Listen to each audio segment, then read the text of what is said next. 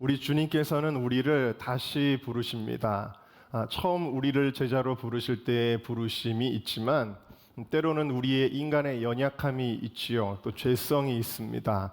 그래서 우리가 주님을 멀리 떠나갈 때가 있습니다. 그러면 주님은 우리를 다시 불러주십니다.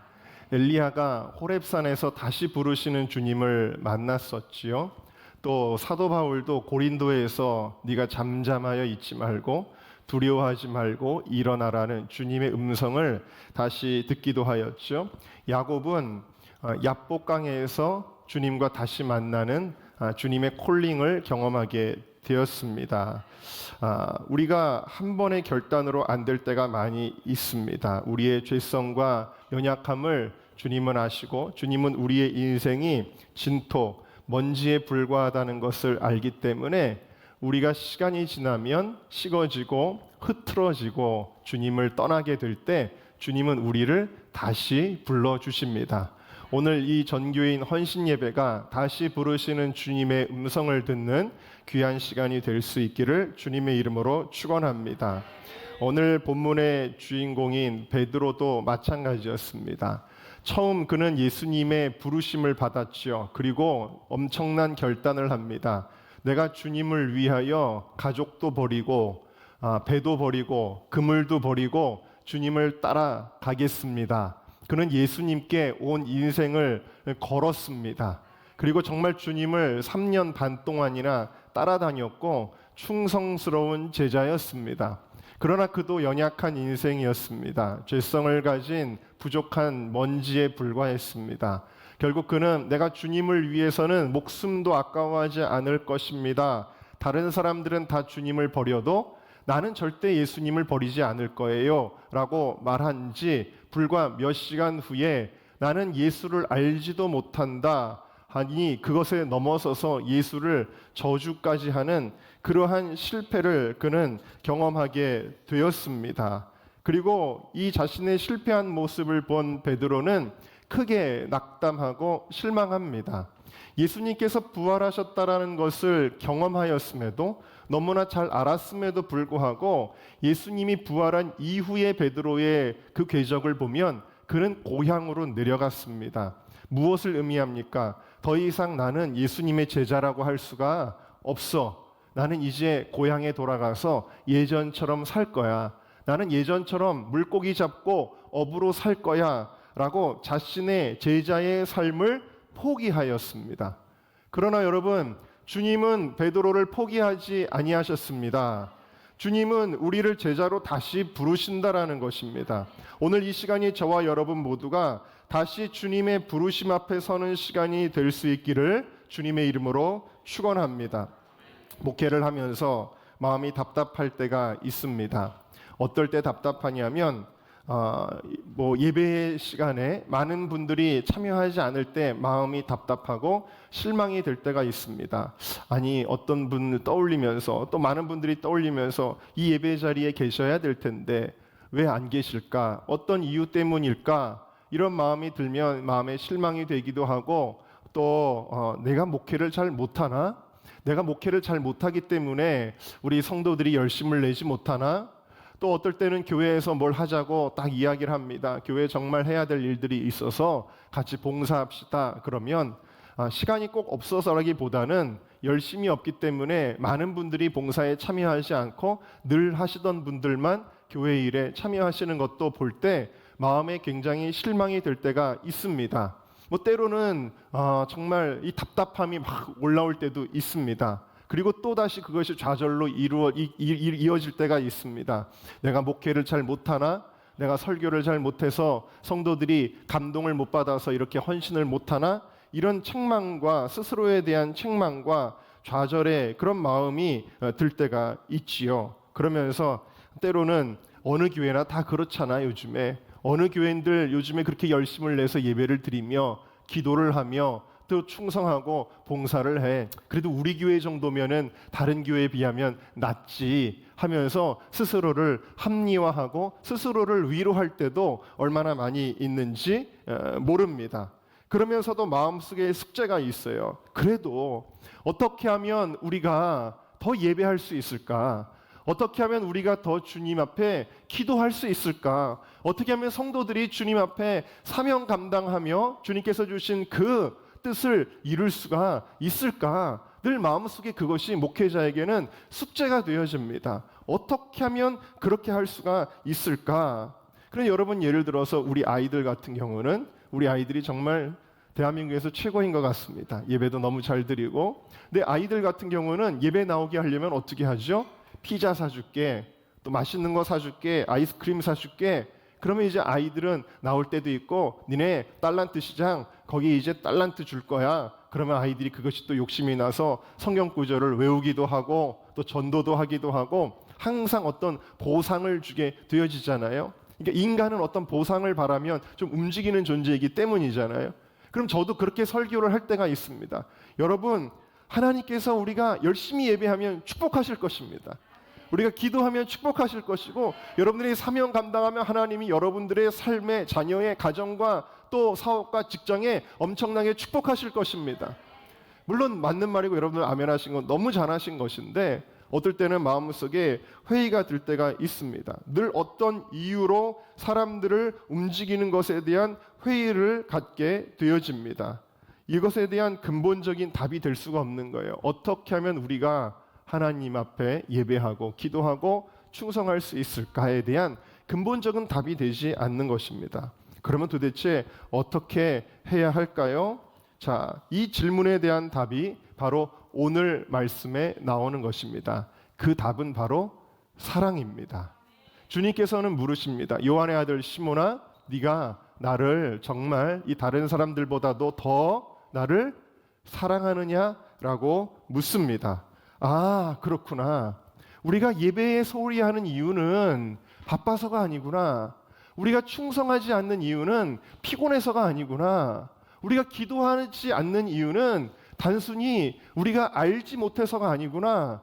우리가 그렇게 하지 않는 이유는, 우리가 게을러지는 이유는, 혹은 우리가 식어지는 이유는 바로 주님을 사랑하지 않기 때문이구나.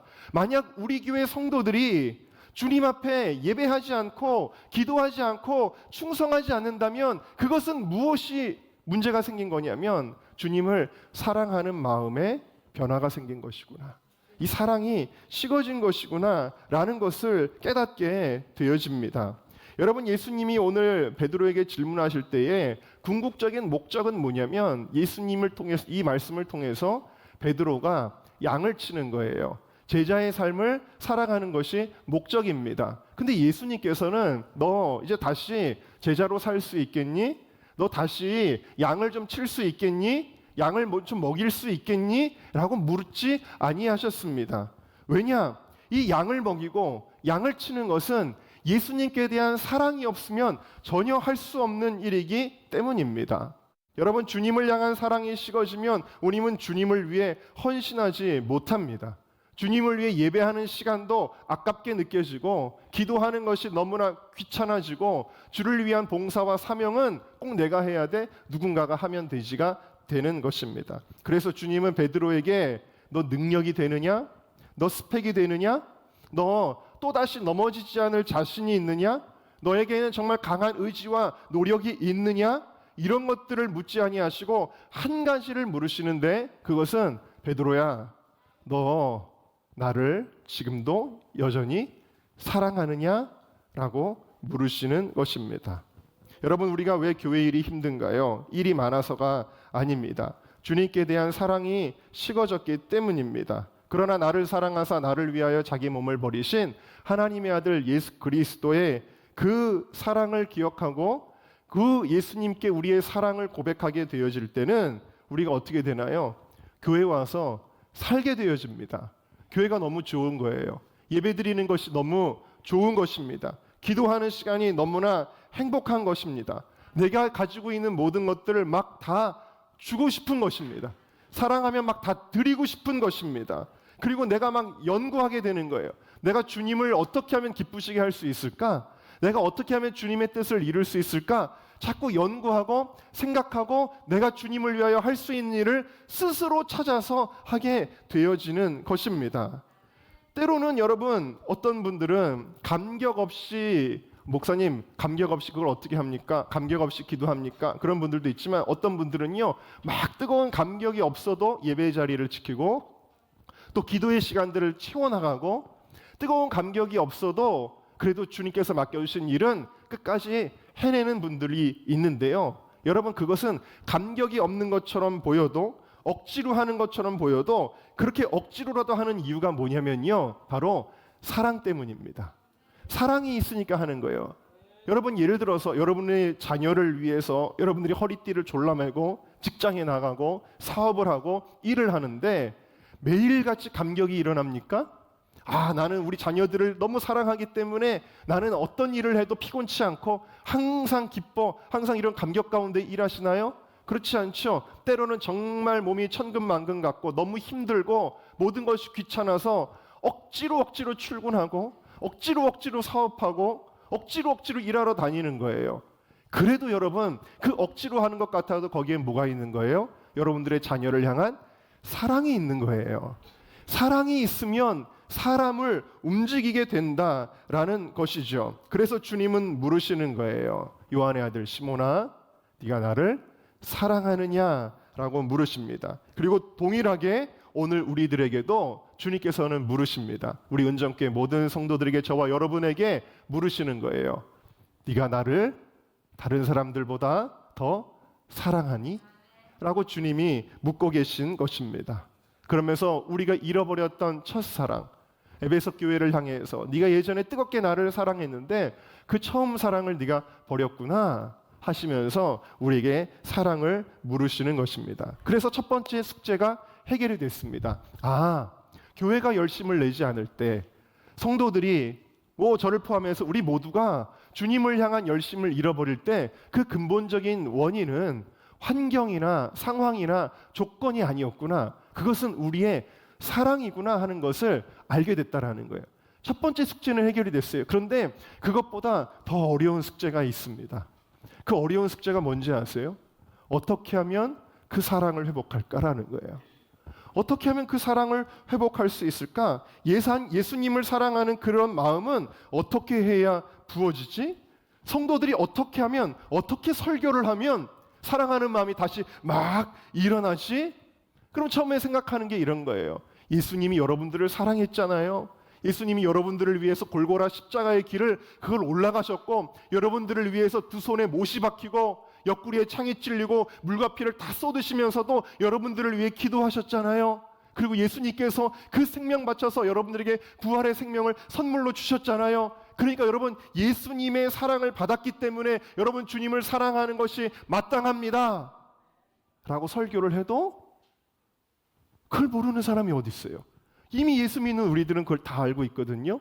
그런데도 우리 마음속에 사랑이 일어나는 것은 아니다라는 이야기예요. 야, 어떻게 하지? 그럼 어떻게 사랑이 다시 일어날 수가 있지? 그러면서 다시 이야기하면 여러분 축복해 주셨잖아요. 하나님이 여러분 예수 믿게 해주셨고 여러분의 가정을 지금까지 수십 년 동안 인도해 주셨고 지난 한 해 동안 온 금년 반년 동안에도 주님이 여러분들의 사업과 가정과 직장과 자녀들을 지켜주셨고 여러분들 하나님이 축복해 주셨잖아요. 그러니까 여러분 주님을 사랑해야죠. 그런데 그것조차도 우리의 마음에 사랑을 일으키는 것에 꼭 원동력이 되지는 않더라는 거예요. 어떤 분들은 오히려 축복을 많이 받았는데도 주님을 사랑하지 않아요. 정말 하나님이 너무 많은 복을 주셔가지고 가정도 잘 되고 사업도 잘 되고 직장생활도 형통하고 자녀들도 복을 받았는데 주님을 사랑하지 않아요. 근데 어떤 분들은 정말 고난과 핍박과 시련이 가득한데 정말 사람들이 예수 믿음 무한히 너 그렇게 고생하는데 라고 조롱을 받을 정도로 너무 심한 고난 가운데 있는데도 불구하고 어떤 이들은 주님을 뜨겁게 사랑하더라는 이야기예요. 이 축복받는 것만으로 주님을 사랑하는 마음이 일어나는 것은 아니로구나. 그러면 도대체 어떤 이들은 왜 뜨겁게 주님을 사랑하는 것일까? 어떻게 하면 우리 성도들에게 이 전교인 헌신예배라는 타이틀을 가지고 오늘 예배드리면서 주님을 헌신할 수 있는 그 사랑의 마음이 일어나게 할까? 이것이 목회자에게도 굉장히 어려운 숙제가 되어지는 거예요. 그런데 여러분, 영적인 세계를 표현하는 데는 한계가 있어요. 저는 예수님을 사랑합니다. 그런데 제가 왜 예수님을 사랑하는지 사실 잘 모르겠어요. 그렇죠. 물론 예수님이 나를 위해 십자가 지신 걸 압니다. 예수님이 나에게 생명 주신 것을 압니다. 하나님께서 그 독생자를 아낌없이 나에게 보내주신 것도 알아요. 그리고 지난 날 동안에 하나님이 저에게 엄청난 축복을 주시고, 또 교회에 축복을 주시고 여러분들 좋은 성도들을 만나게 해주신 축복을 주신 것도 제가 잘 알아요. 그런데 그것이 제가 주님을 사랑하는 이유는 아닌 것 같아요. 그럼 나는 왜 주님을 사랑할까? 그래서 제가 스스로에게 질문을 던졌습니다. 최상일, 너는 예수님을 사랑하니? 너는 예수님을 사랑하나? 나는 예수님을 사랑하나? 질문을 던지는데 갑자기 눈물이 흐르는 것입니다. 갑자기 눈물이 흘러요. 내가 예수님께 실망을 참 많이 끼쳐드리고 실망을 시켜드렸음에도 불구하고 오히려 거꾸로 죄송해요가 아니라 하나님을 원망하고 때로는 감사하는커녕 불평하고 때로는 조금만 어려움이 생기고 뭐가 잘 안 되면 하나님께 원망하고 절망하고 탄식하고 내 인생을 막 그냥 놓아버리고 싶고 그러기도 참 많이 했는데 또 많은 시간 동안 예수님을 생각하지도 않고 주님과 동행하면서 살지도 않았고 때로는 신앙생활을 오래 하고 목회 활동을 오래 하다가 저도 매너리즘에 빠져서 그냥 내가 뭘 하는지도 모르고 그냥 설교하고 목회하고 그럴 때도 많기도 했지만 다시 한번 그 주님의 질문 앞에 서게 될 때에 나는 주님을 사랑하는가? 나는 주님을 사랑하나? 라는 그 질문 앞에 서게 될 때에 눈물이 나는 거예요. 왜냐? 그래도 내가 예수님을 사랑한다는 것이 너무나 분명했기 때문입니다. 여러분, 이것이 무엇이에요?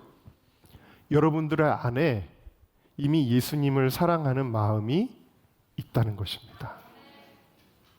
어떤 이유로 자극을 받고 감동을 받아서 여러분들에게 없던 사랑이 일어나는 것이 아니라 여러분들 안에 이미 예수님을 향한 사랑이 있는 거예요.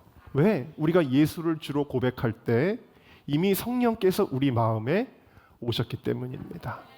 그 성령님께서는 우리 마음속에 주님을 사랑하는 마음. 왜요? 성령님은 예수님이거든요.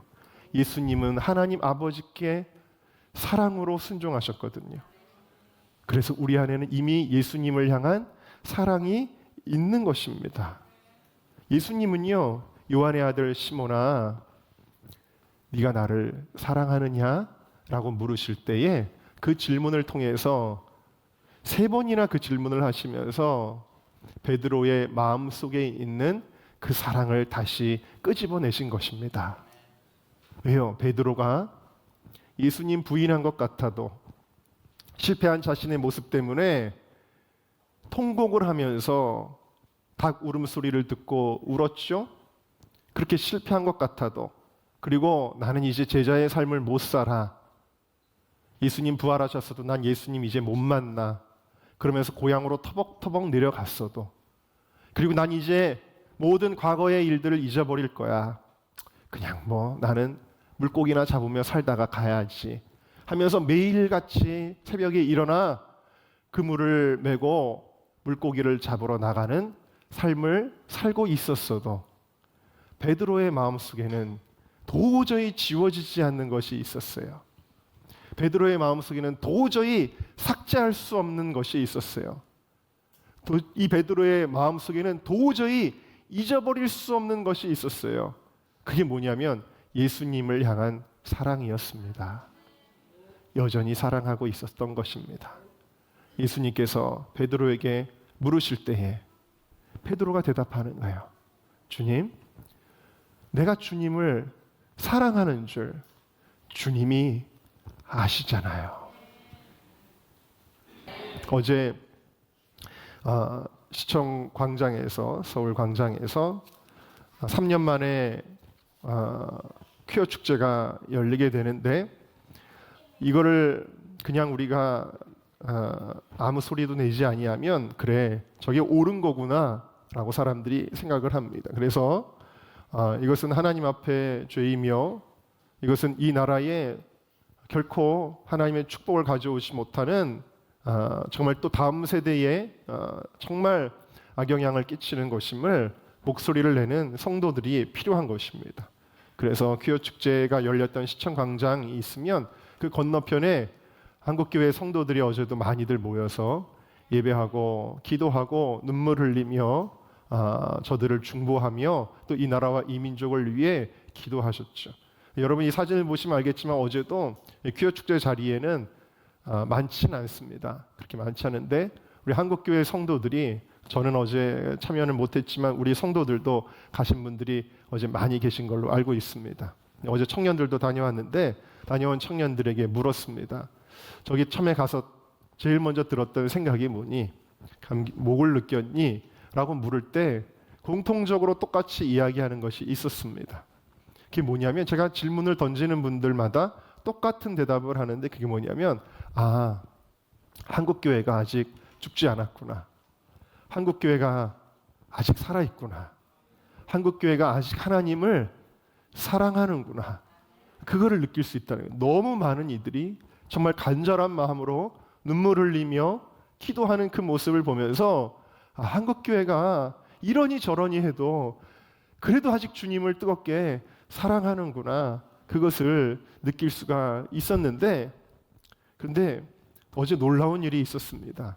무슨 일이 있었냐면 갑자기 저 시청과 광화문에만 장대 같은 비가 쏟아진 것입니다. 그것도 언제냐면 이 퀴어 축제의 하이라이트가 언제냐면 퍼레이드거든요. 딱 퍼레이드를 하는 그 순간에만 그것도 여러분 어제 우리 여기 관악구에 있었지만 비 한 방울도 안 내렸거든요. 말도 안 되는 일이죠. 근데 잠깐 어떻게 흩뿌리고 가는 소나기가 아니라 정말 장대와 같은 비가 이 시청과 광화문 일대에만 다시 말하면 퀴어 축제가 열리고 퍼레이드를 하는 그 공간에만 장대 같은 비가 내렸다라는 것입니다. 물론 어떤 분들은 끝까지 우연이겠지라고 말할 수 있을지 모르지만 저는 하나님을 향한 우리의 사랑이 하나님의 마음을 움직인 것이라고 생각이 되어집니다. 퀴어 축제 하면서 동성애 퍼레이드를 하는 이들은 참 운이 없네. 왜 하필이면 이때 비가 내리지? 굉장히 재미없어졌을 것입니다. 반면에 여러분 비를 맞으면서 기도하는 성도들에게는 그들의 눈물과 하나님의 눈물이 하나 되는 은혜와 감격의 시간이었다라는 사실이죠. 계속해서 비를 맞으면서 무릎 꿇고 그 비가 철퍽철퍽한 그 무대에서 계속 기도하고 찬양 부르고 성도들도 그 비가 철퍽거리는 그 바닥에 무릎을 꿇고 저 찬양이 어제 비가 내릴 때 불렀던 찬양이 성령의 비가 내리네. 정말 하나님의 은혜의 비가 내리는 그 가운데서 많은 시간, 굉장히 오랜 시간을 기도하는 그들의 모습을 보면서 하나님 얼마나 기뻐하셨을까. 여러분들에게 오늘 묻습니다. 예수님을 사랑하십니까? 정확한 예수님의 질문은 다른 사람들보다 저기 이웃에 있는 교회의 성도들보다 여러분 주님을 더 뜨겁게 사랑하기를 원하십니까? 주님께서 그 질문을 할 때에 우리 안에 있는 이 사랑이 다시 한번 일어날 수 있는, 그래서 그 사랑 때문에 누가 시키지 않아도 억지로가 아니라 주님을 그 사랑하는 마음 때문에 헌신할 수 있는 저와 여러분 모두가 될 수 있기를 주님의 이름으로 축원합니다.